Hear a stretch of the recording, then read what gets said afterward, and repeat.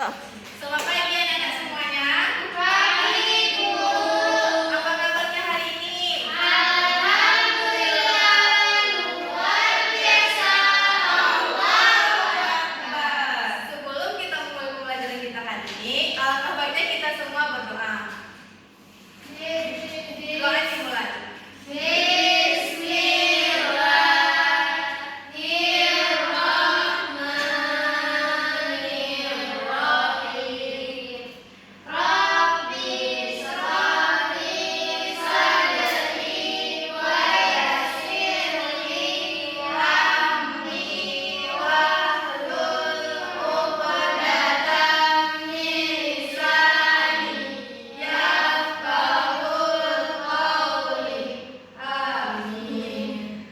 Coba kalian lihat samping kanan kiri kalian, apakah ada yang tidak hadir? Tidak ada, Bu. Hadir semua, Bu. Hadir Semua. semua. Semuanya hadir. Nah, sebelum kita memulai pembelajaran kita hari ini, Ibu ingin kita semua menyanyikan lagu nasional kita, yaitu Garuda Pancasila. Ibu ingin kalian semua berdiri, kita berdiri bersama. Ayo. Kita nyanyiin lagu Garuda Pancasila ya. Baik, Bu. 1, 2, 3.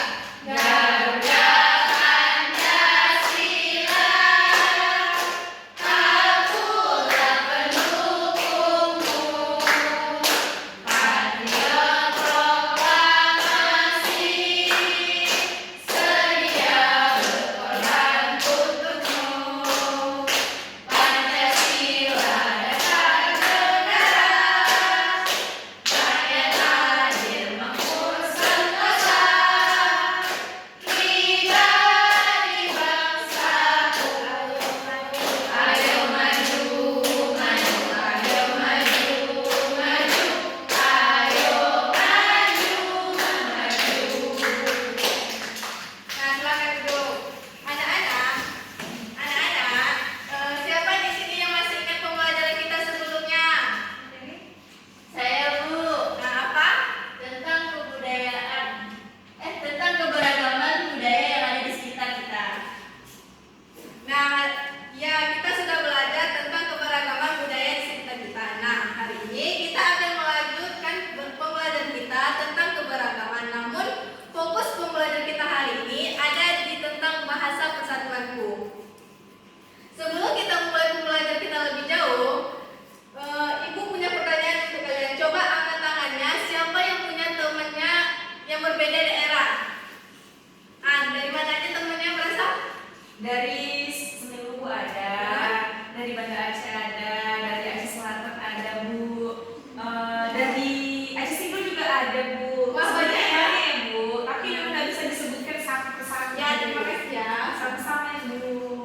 Lalu, bagaimana bahasa yang mereka gunakan dalam sehari-hari? Berbeda-beda, Bu, karena setiap daerah itu punya ciri bahasa yang berbeda-beda. Kayak Aceh Selatan, teman saya Aceh Selatan ini, Bu.